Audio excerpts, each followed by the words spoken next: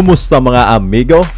Hindi pinatawad ng Golden State Warriors ang monster performance ni Luka Doncic sa opening game, kung saan gumawa ito ng 43 points, 12 rebounds, 9 assists, 2 steals at 1 block na nagresulta pa rin sa pagkatalo ng Los Angeles Lakers sa score na 119-109.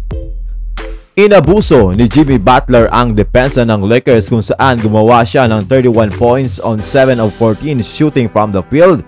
Ang masaklap lang, 16 of 16 sa free throw line itong si Butler, at panay mismatch hunting ang ginagawa.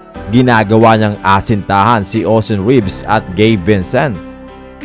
Tinulungan naman ni Austin Reeves si Luka Doncic, kung saan nag-ambag siya ng 26 points at 9 assists. Subalit nag-struggle si Reeves dahil sa na-foul trouble ito mga amigo.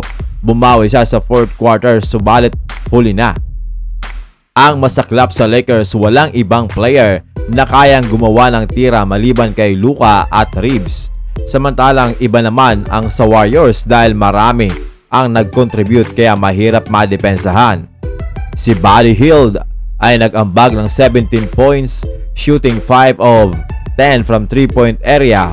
Plus andyan pa si Jonathan Kuminga na may 17 points at 13 points dyan galing sa third quarter, kung saan nag-struggle ang Los Angeles Lakers at nagkaroon pa ng 19-4 run ang Warriors, dahilan para umabot pa sa double digit ang kanilang kalamangan. Hindi rin nagpahuli si Stephen Curry na nag-ambag ng 23 points. Kaya ng Los Angeles Lakers, subalit wala silang ibang masandalan, samantalang ang Warriors ay marami.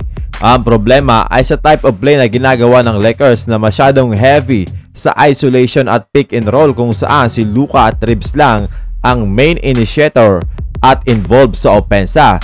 Ang ibang player ng Lakers, pag nabibigyan ng bola, minsan mapapansin mo na hindi alam kung ano ang gagawin, kaya naman nagre-resulta ito sa turnover.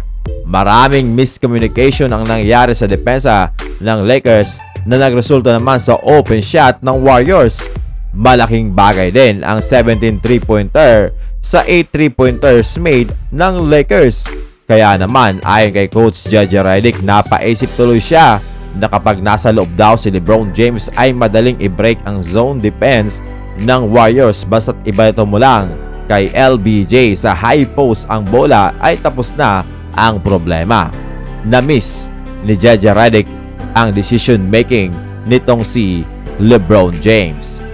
Para masolusyonan ang problema ng Lakers ay kinakailangan i-involve ni Coach JJ Redick ang iba sa opensa. Kailangan may ibang magiging creator bukod kay Luka at Austin Reeves.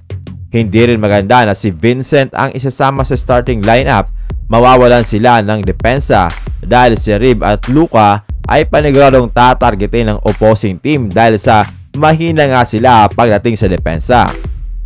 Kailangan din mag-step up ni Rui Hachimura at mas mag-drive pa to the basket ng mas madalas, o kaya naman tumira ng mid-range kung saan siya mas efficient. Siyempre, need nila ang magandang spacing. Si Jared Vanderbilt ay hindi naging factor for today's game dahil sa hindi nga pumapasok ang kanyang tira sa labas, kaya naman nakakatulong ang kanyang bantay na dumepensa sa loob. Si DeAndre Ayton ay kinukuyog din ng depensa at nahihirapan hanapin sa pick and roll. Hindi rin siya masyadong active sa depensa at sa rebounding. So first game pa lang naman ito, kaya marami pang panahon para mas mag-improve at mag-adjust.